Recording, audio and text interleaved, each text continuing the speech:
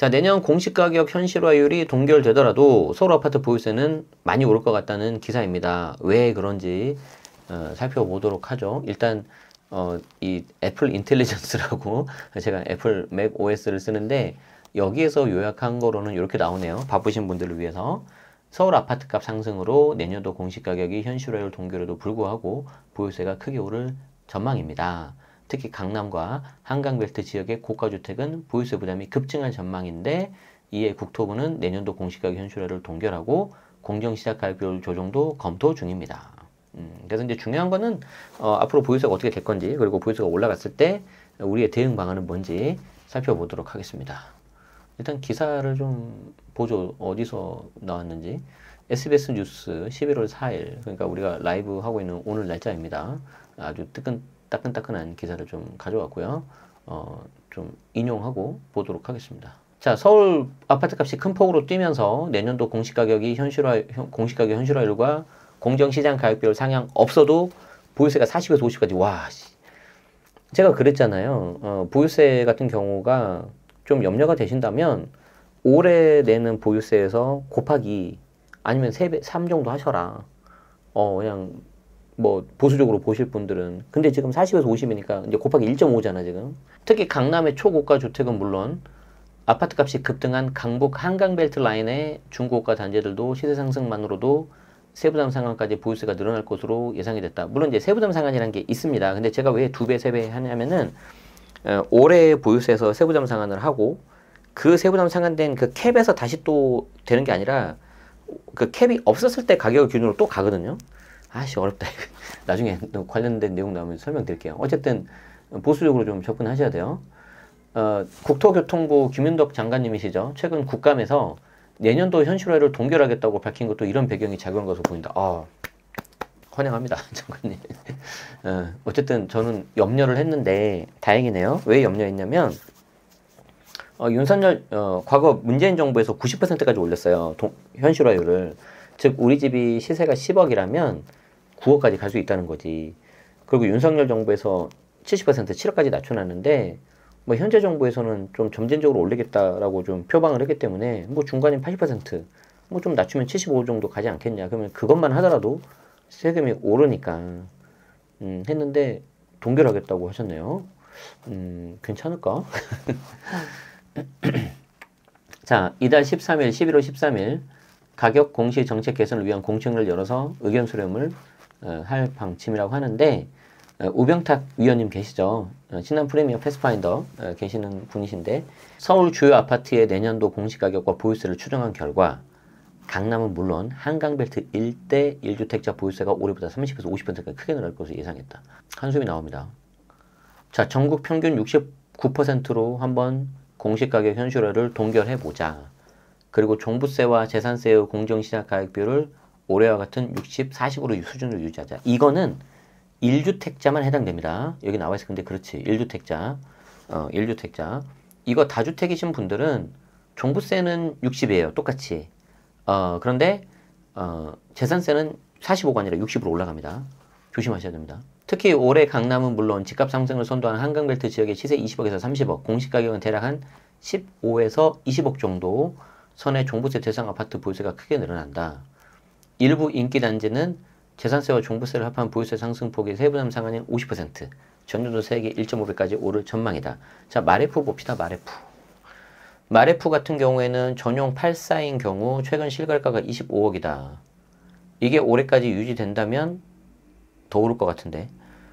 공시가격이 작년 13억 3,800에서 올해 17억 6,053으로 31% 넘게 오른다. 그러니까 공시가격 자체가 올라버리는 거죠.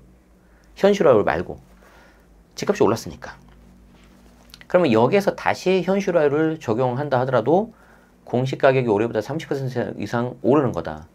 그대로라면 올해 299만, 약 300만 원인 보유세가 내년에는 416만 원으로 50% 정도 뛴다.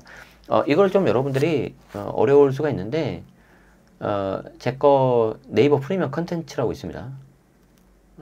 여기 이제 제네시스박의 부동산 절세 노트 무려 21년 10월부터 지금까지 만 4년이 넘게 하고 있는데 자 여기서 돋보기 있죠. 관련된 키워드를 넣습니다. 그러면은 관련된 내용이 쭈르륵 나와요. 집값 뛴 강남 보유세 폭탄 앞으로 대응 방법 뭐냐. 제가 7월 9일 날 했습니다. 여기 보면은 이렇게 나와요.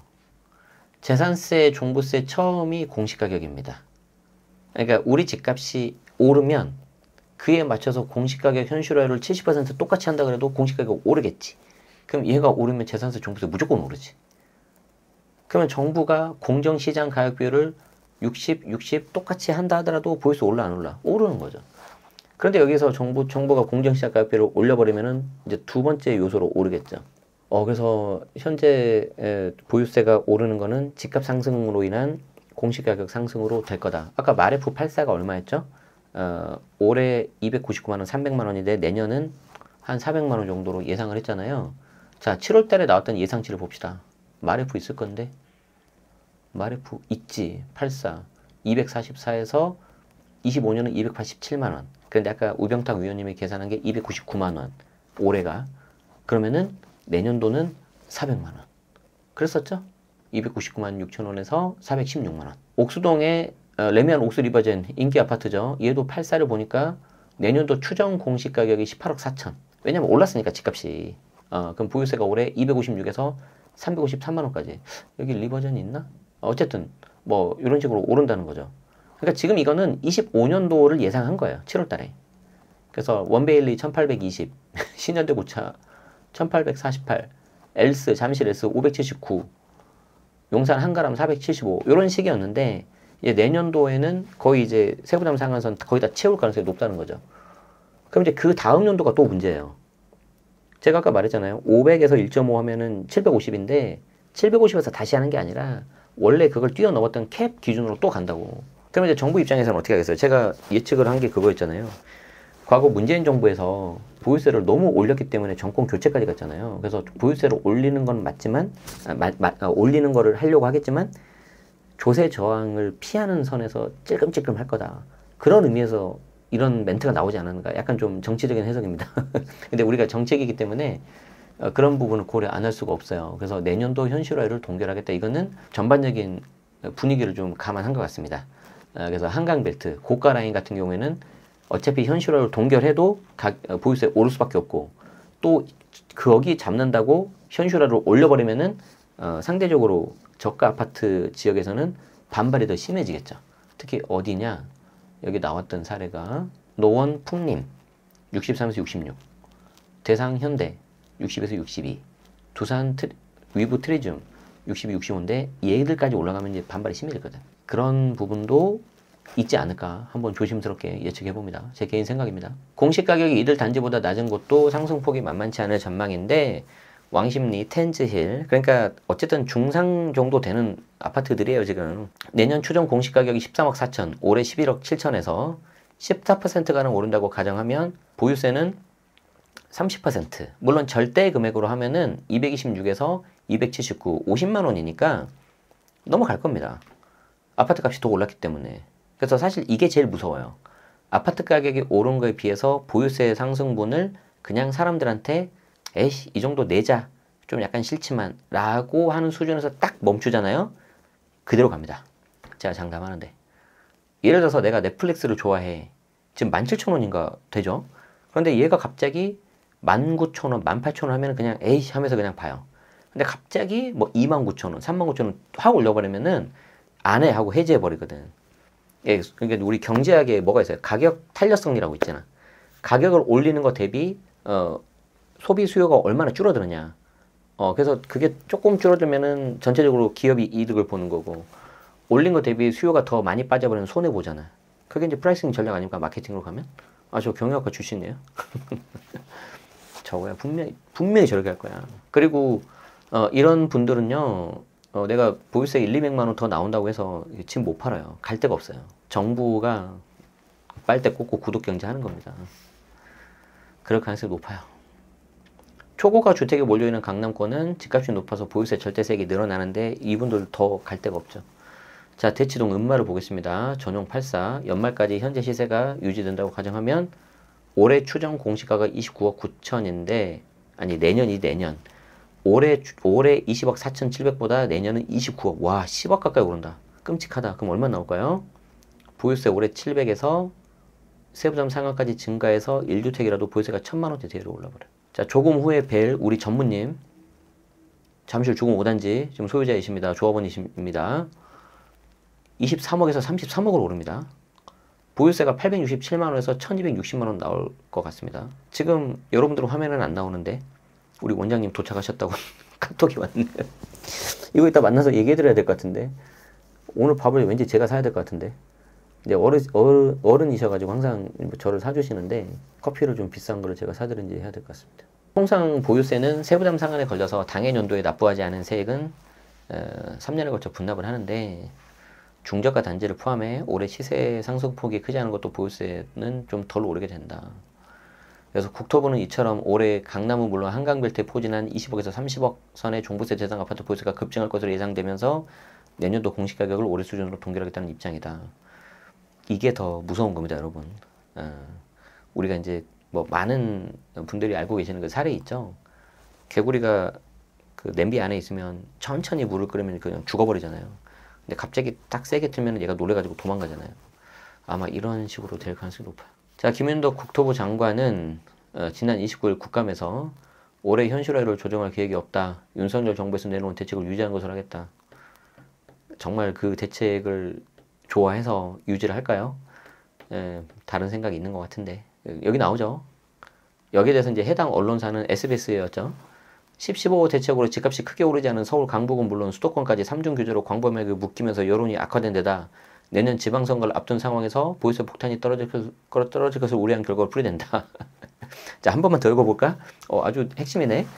자, 10-15호 대책으로 집값이 크게 오르지 않은 서울 강북은 물론 수도권까지 3중 규제로 광범위하게 묶이면서 여론이 악화한 데다 내년 지방선거를 앞둔 상황이므로 보유세 폭탄이 떨어질 것을 우려한 결과로 풀이된다. 게다가 공시가격을 여러분 올리잖아요. 그럼 단순히 보유세뿐만 아니라 60여 개로 제가 알고 있었는데 67개네요. 정확하게는 67개의 행정 목적으로 사용되기 때문에 뭐 지역 건강보험료 부담이 커지고 기초수급 대상 탈락자가 속출하는 등 후폭풍이 크다는 점도 고려된 것으로 보인다. 야, 이거 진짜 어떡할 거야 이거. 근데 아직 안 끝났어요.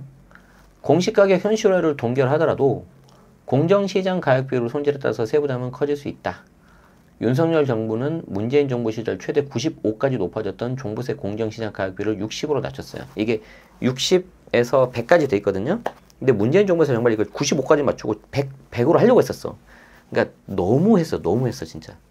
그래서 이제 윤석열 정부에서는 저걸 67 최저치로 다운시켜버렸는데, 왜 그러냐면 저 공정시장 가격비율은 시행령으로 할 수가 있고 그 외 나머지 항목은 법 개정사항이 필요하니까 국회에서 동의가 안 되니까 못한 거였어요. 이 공정시장 가격비율이 공시가격에서 종부세는 공제금액을 빼고 다시 한번 곱해주는 건데, 나머지 뭐 과표라든지 세율이라든지 공제금액 이런 것들은 건드릴 수가 없잖아요. 그러니까 윤석열 정부에서 이걸 60으로 최저치로 낮추었던 거죠. 그런데 사실은 엄밀히 말하면 중간인 80으로 두고 왔다 갔다 하는 게 맞거든요. 그래서 이제 저는 이것도 좀 건드리지 않을까 생각을 하는데, 이건 좀 지켜봐야 될 것 같습니다. 어쨌든 공시가격이 무조건 오른다. 집값이 올랐기 때문에.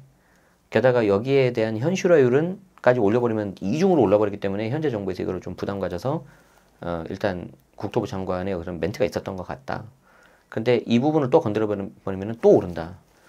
그래서 이 보유세 부담에 대한 리스크는 항상 이제 있다고 보셔야 됩니다. 그 내용이 여기 나와 있습니다.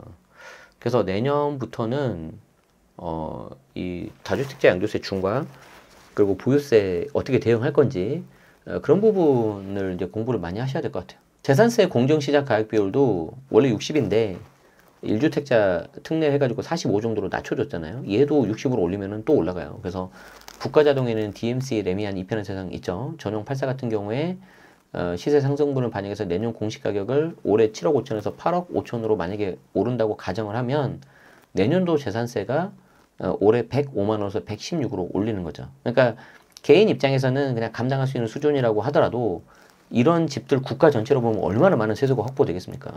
이제 보유세 구독 경제가 시작된다. 여기에 재산세 공정시장 가격비를 60으로 올린다? 그러면은 120만 원으로 18%가량 상승한다. 그래서 보유세를 대비하려면 간단히만 볼게요. 지금 뭐 이렇게 다 이렇게 볼 수는 없으니까. 일단 6월 1일 피해가지고 매도 하셔야 되겠죠. 그런데 이거는 어떻게 해야 되냐면은 매수할 때 한 번, 매도할 때 한 번 이렇게밖에 못 써먹는 거예요. 그래도 이제 그거라도 좀. 두 번째는 현재 주택수를 많이 갖고 있는 사람 별로 없죠. 1주택이시면 무조건 공동이 유리하고요.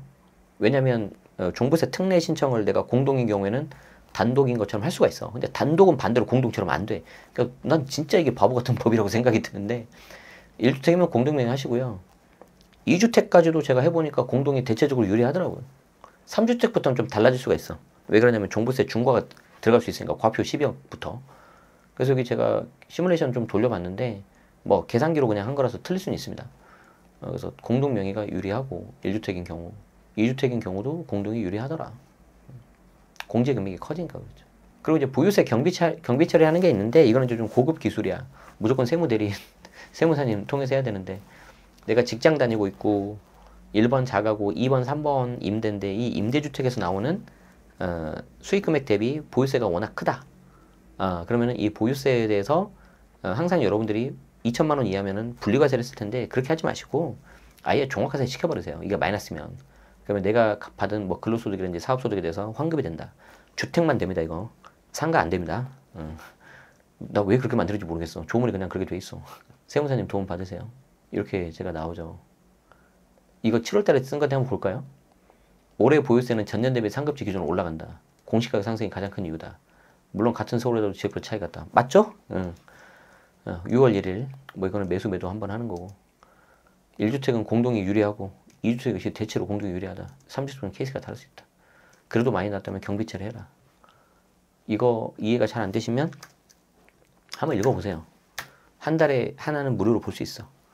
그런데 월 2,900원밖에 안 해. 커피 한 잔 값도 안 돼. 한번 보세요. 뭐 그것도 싫으시면 어쩔 수 없고. 그래서 보유세에 대해서 이렇게 좀 살펴봤습니다. 앞으로는 이 보유세와 다주택자 양도세 중과가 매우 중요할 거기 때문에 여러분들 미리미리 좀 잘 대응하시고요. 특히 보유세가 오르니까 내가 팔겠다. 그런데 만약에 다주택자 양도세 중과가 내년부터 들어가 버리면은 좀 골치 아파질 수 있습니다. 그래서 잘 계획을 세우시는 게 좋을 것 같습니다. 네, 여기서 마치겠습니다. 고맙습니다.